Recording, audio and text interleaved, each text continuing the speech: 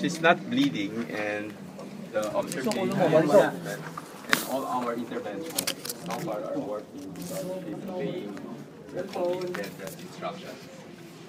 Yung, Doc, you mentioned earlier na yung mga, ang dami niya kasing ginagawa dun sa loob, yung mga files, yung mga documents na doon. Ano yung recommendation? She stopped doing all her activities, and we are happy and report she's now stable and not bleeding. So hopefully we can shift her to oral medications tomorrow. Attorney, yung effect lang po nun na pinatigil mo siya dun sa pagtatrabaho, sa pagbusisi dun sa mga documents, di ba may tinatapos yung isang affidavit? That's why we were given until last Wednesday, di ba, to submit the affidavit. But thankfully, the Secretary of Justice requested for an extension to the Senate to submit the affidavit.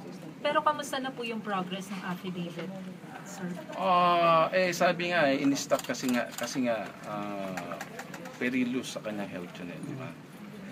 But when do we expect to finish it? Kaya na bang ipasa by Monday, sir?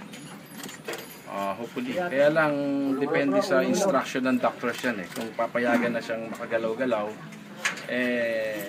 bakit hindi? Para matapos na yung issue sa affidavit. Pero attorney, ano na po yung progress? Nakakalahati na po? Mahigit na. 90 to 95%. Almost finished. Wala. So, ibig sabihin, attorney, wala na akong magiging reason din para ma-stress pa po siya.